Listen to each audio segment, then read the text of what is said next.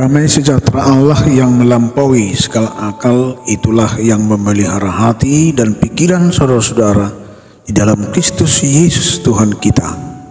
Amin. Saudara-saudara, marilah kita mendengarkan firman Tuhan yang menjadi renungan bagi kita pada pagi hari ini. Tertulis dalam kitab Kejadian pasal 46 ayat 4. Demikian firman Tuhan. Aku sendiri akan menyertai engkau pergi ke Mesir, dan tentulah aku juga akan membawa engkau kembali, dan tangan Yusuflah yang akan mengatupkan kelopak matamu nanti. Hudongani pehotuat tutano Mesir, jalasaina tu gihonok kudoho nakok sugut.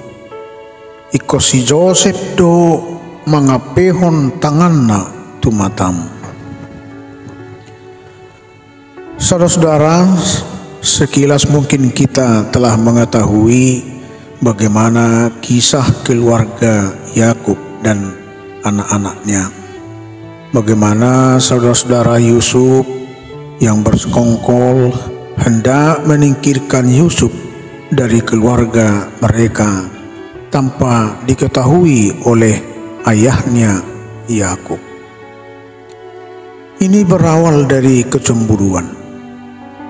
Ayahnya Yakub sangat sayang kepada Yusuf sampai membuatkan sebuah jubah yang panjang dan bagus untuk Yusuf.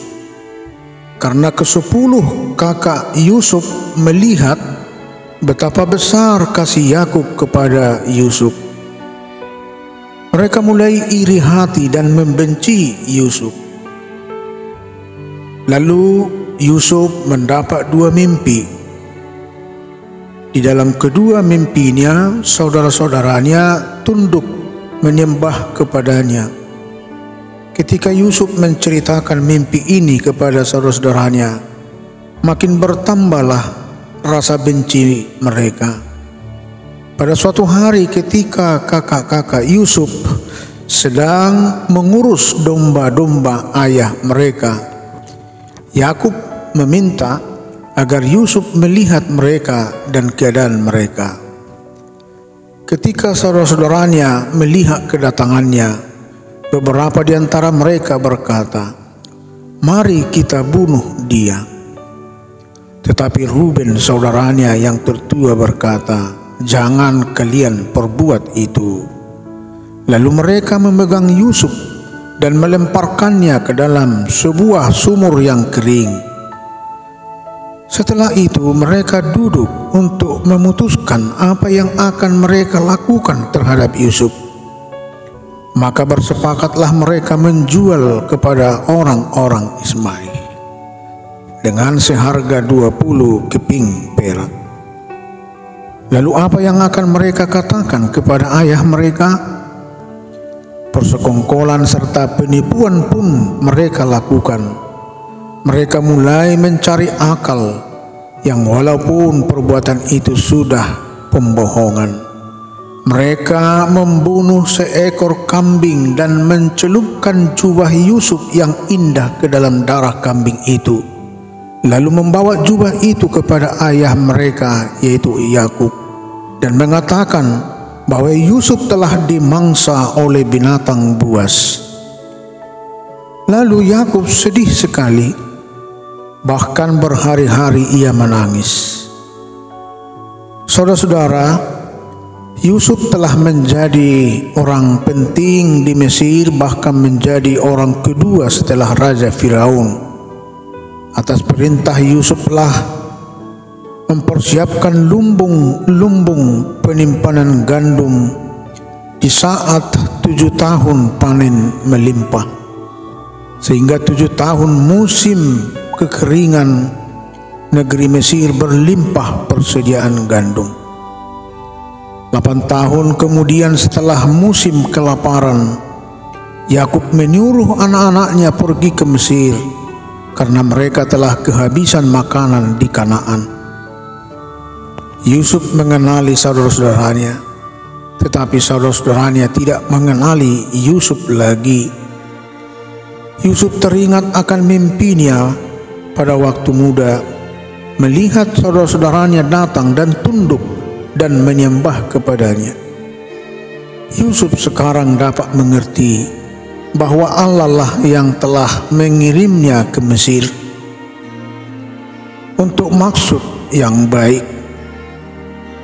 Yusuf mulai menangis. Mereka tidak tahu mengapa ia menangis. Akhirnya Yusuf berkata, "Saya adalah Yusuf." Lalu bertanya kepada mereka, "Apakah ayah masih hidup?" Saudara-saudaranya tercengang sehingga tak dapat mengatakan sepatah kata pun. Mereka sangat ketakutan. Tetapi Yusuf berkata, "Marilah mendekat. Saya adalah saudaramu yang kalian telah jual ke Mesir." Saudara-saudara, bagaimana perasaan Yakub ketika mendengar berita bahwa Yusuf masih hidup, bahkan menjadi orang kedua di Mesir? Hatinya telah tercabik dan membeku oleh kedukaan karena kehilangan anak kesayangan.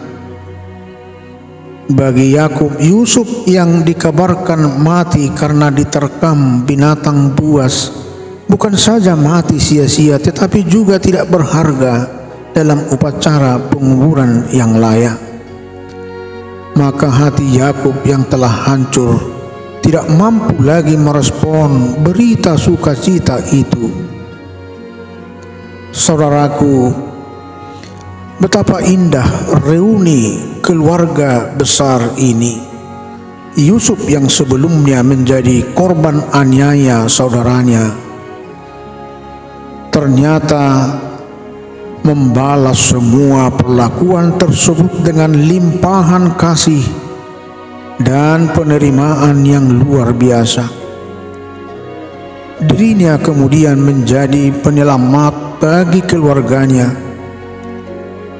Bagi dia tidak ada dendam dan tidak ada kepahitan sedikit pun.